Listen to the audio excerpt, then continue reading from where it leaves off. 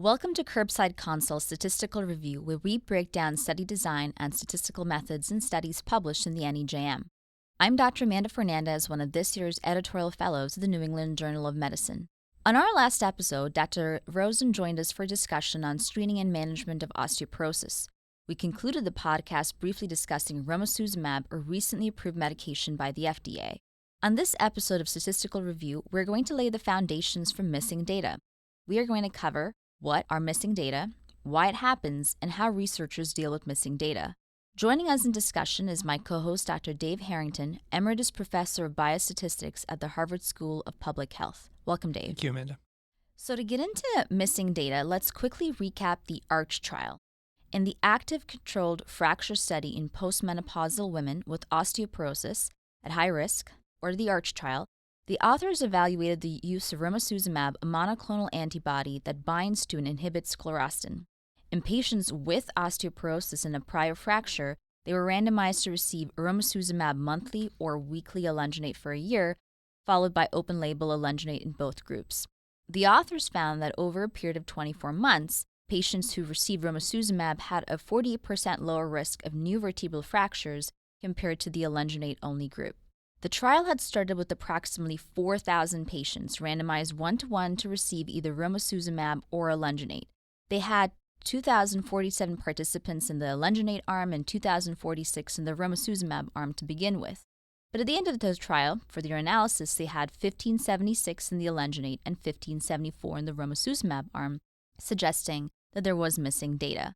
So to start off, Dave, what are missing data? It seems like a silly question to ask because it's two simple words, but just to make sure that we all are on the same page. Yeah, no, it's not silly at all, and it's one of the most important things to look at when you evaluate a clinical trial.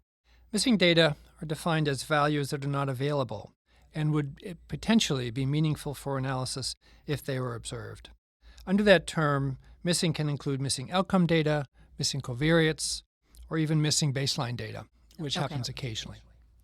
Why does data go missing when you're conducting a clinical trial? Lots of reasons for important variables to be unavailable. And of course, outcome data is among the most important that could be missing. In fact, it's typically rare for a trial not to have any missing data because it would mean that every patient had complete follow-up, and that's not simply not reasonable in a clinical situation. Some of the common reasons have to do with patients who discontinue a treatment because of side effects or non-adherence, and patients may find the drug inconvenient to take. Then there are missed study visits, and in studies with long-term follow-up and frequent study visits, it's often quite common for people to miss a visit, often for no other reason than it's just inconvenient. If we look at the ARCH trial and the consort diagrams, some of the reasons for missing data included early withdrawal from the study, missed follow-up visits, adverse events from treatment, non-compliance, and in some cases death or non-evaluability of a clinical measurement at a planned clinical endpoint. Sometimes there can be clinical scenarios preventing the collection of certain variables. Imagine if elderly patients in the ARCH trial were hospitalized for reasons other than fractures, and thus they were unable to make it to their appointments. Okay, got it. So to summarize, really, there are a lot of reasons why data can go missing. What are some of the problems associated with this missing data? The biggest problem is whether or not the missing data is somehow correlated or associated with the response. And so the data on which you have complete measurements may not be an unbiased look at the data. So really the most important thing is to be careful that one minimizes the extent to which missingness can depend upon observations that you would like to make but can't make. The randomization is important. So the randomization often helps because it means that if there are reasons such as missed visits or lack of follow-up, it should be balanced between the two arms because those sorts of things should happen about equally often as long as there are the same follow-up schedules on both groups. If most of the missing data is related to a side effect, then one needs to be very, very careful because, of course, the side effects can differ between treatments. And so there it's important to gather as much information as possible about the side effect profile over time. So just to clarify, when patients discontinue a medication side effect reasons, how do researchers go about then getting that data? Because they're obviously not coming back to the trial because of that side effect. So they may not be able to get the data, but the most important thing is to be sure one understands whether the side effect profile is different between two arms and whether those side effects may lead to missed visits. And then one has to be very, very careful then about whether those missed visits, because of side effects, are going to cause difficulty in interpreting the trial. So all of this sounds quite complicated. So when researchers are designing and conducting trials, where can they get, or is there guidance for how to prevent and handle missing data? Well, much of the guidance is really common sense in the execution of a trial, and it's something that people are well aware of in most cases. So that includes things like having really careful specification of when the follow-up visits should occur, having follow-up visits that occur equally often on both arms, making sure that all the clinical research assistants understand the value of follow-up visits and contact people who seem to be missing visits. Sometimes missing data happens just because people didn't record information that may be in the medical record but didn't get onto the case report forms. So really good training of clinical research assistants helps with that sort of thing. There was a report that was sponsored by the National Research Council in 2012 and was inspired by some of the difficulties that the FDA faces with missing data, providing a set of guidelines for both trying to minimize missingness and what to do when it happens. And that report is well worth reading, but is too detailed for us to go into right here. Oh, yeah, for sure. I should add that if you are interested in reading a summary version of that, we do have an article that was published in 2012 and that we'll link to at the end of this podcast. So looking at the ARCH trial, when you look at medications like alendronate, it already has a high non-compliance rate. With outcomes such as new fractures, patients are taking it to prevent a future new fracture. And so when they have to take a weekly or a monthly medication, they may feel less inclined to because the expectation of benefit might not be met there. And so really taking what you said, Dave, the importance here when doing this kind of a trial is really having a good research staff around you, making sure that participants are informed well about the actual trial, the medications, what to do about side effects, and then in terms of following up with them if they have any questions or concerns. And that really helps prevent this missingness, as you called it. So you're involved in a clinical trial and you've done everything really to avoid missing data. But as you said, it's really inevitable. How do you look at missing data?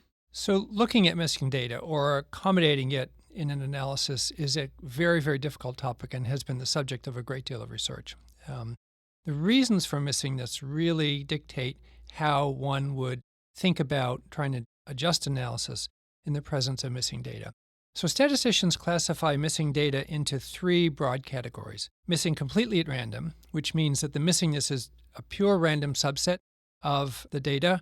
That's actually quite rare. That would happen only if, for instance, there was some sort of computer failure when records were being gathered and a few records were missing, but not related in any way to the patient characteristics or outcome. Missing at random, which sounds a lot like missing completely at random, but is a subtle distinction. And missing at random means that the missingness may be correlated with patient features, but it's correlated with things that are observable. So you can adjust for it. For instance, missingness may be highly associated with age, in which case then you can adjust for the missingness by looking separately at patients in different age groups. Or it may be related to a schedule of study visits, so you can adjust for that.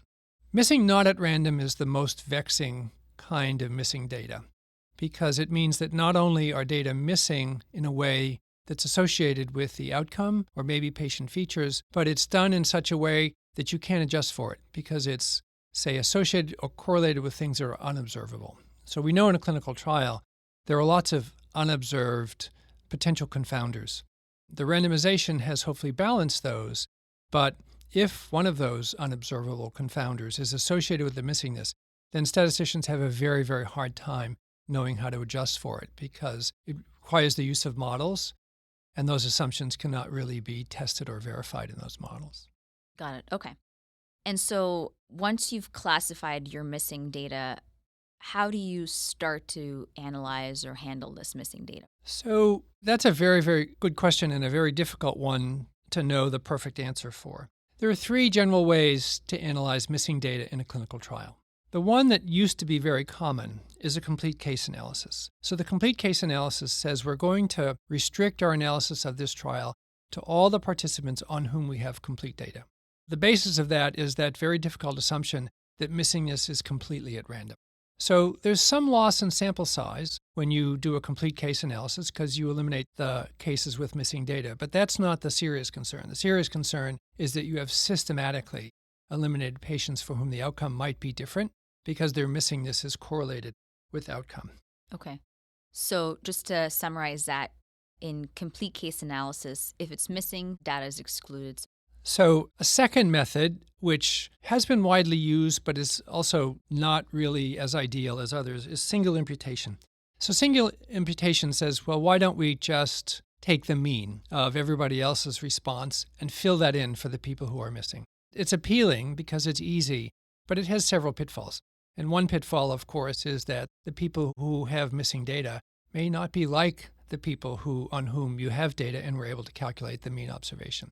The other is you're making an imputation there, which means in part you're guessing, maybe with a good estimated guess of what the outcome should be, but you're not incorporating any of the uncertainty that come from making that guess or from not knowing the answer completely. Using that as background, in the ARCH trial, one of their outcome variables was bone mineral density at a 12-month checkup. And so if a participant didn't come to that 12-month bone mineral density scan, what they did was they used a prior bone mineral density value. They called it the last observation carried forward. And so that would be an example of a single imputation analysis. Yes, that would be a single imputation analysis. And in that situation, that probably was a reasonable method because if bone mineral density is not changing very much in people, then carrying an observation forward from the last one, as long as it was not too far in the past, is a reasonable way to fill in a missing value. So one of the ways in which people have studied adjusting for some of the problems with single imputation is to do multiple imputation. And in fact, multiple imputation is really listed as one of the preferred methods of analysis in the National Research Council report that we referred to earlier. Multiple imputation has a very simple idea behind it, but it turns out to be extremely useful.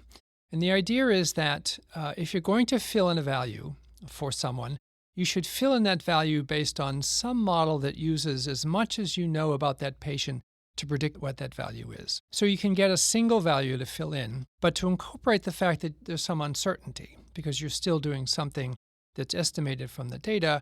What happens is people fill in 3 values or 4 values, and they create 3 or 4 data sets, each one with a single value filled in. And so that adds a certain complexity to the analysis, although not too much, but it does add a way to say this filling in business is subject to uncertainty, and we should account for the variability that comes from our imputation method. And so multiple imputation is really pretty much preferred now in many instances, not all, but in many instances.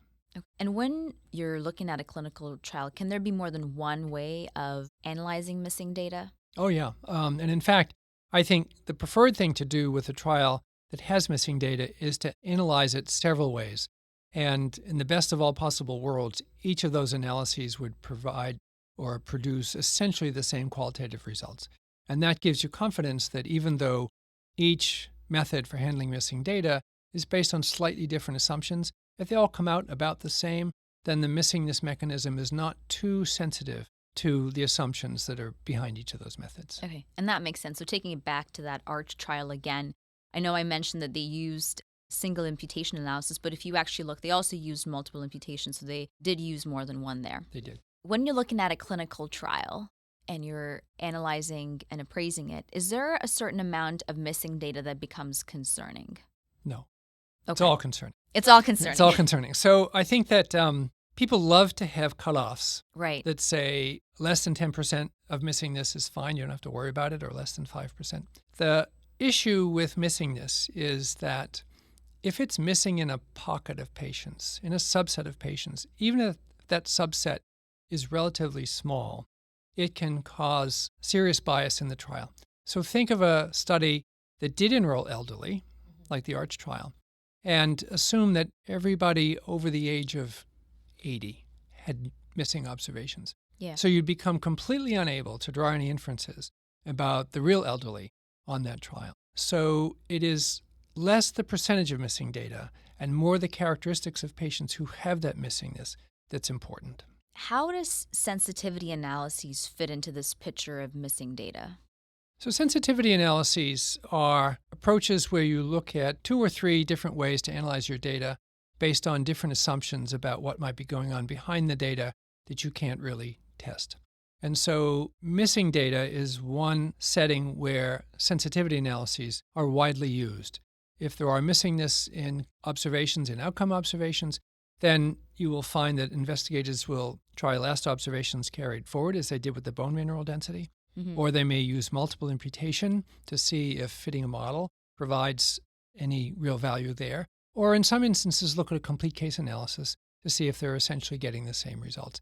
That's very reassuring to have those sensitivity analyses when you have different ways of analyzing data. Thanks a lot, Dave. That's been very helpful. Let's quickly summarize what we've covered today.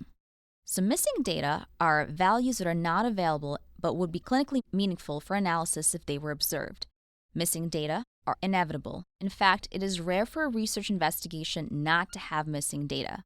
Most common reasons for missing data are missed appointments, missed clinic visits, and adverse events.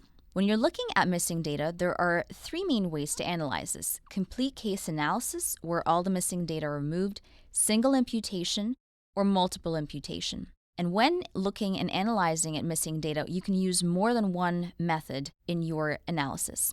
Thanks a lot, Dave, for joining us on this episode of Statistical Review. I hope we've given our listeners a bit more insight into both aspects of clinical practice and a point of access to the primary literature that makes up the New England Journal of Medicine. As always, we want your feedback. Please email us at resident360@nejm.org or feel free to reach out to us via NEJM Resident 360 website. I want to thank Dr. Harrington today and our production team here at NEJM Resident 360, which includes Karen Buckley, Kyle Simmons, Mike Tomasas, Tim Vining, Scott Williams, and Kathy Stern. A special thanks to my co-fellows, Dr. Angela Castellanos and Dr. Angela Chen, and our NEJM Education Editor, Dr. O.P. Hammondvik. I'm Dr. Amanda Fernandez, Editorial Fellow at NEJM. Please join us again for our next episode.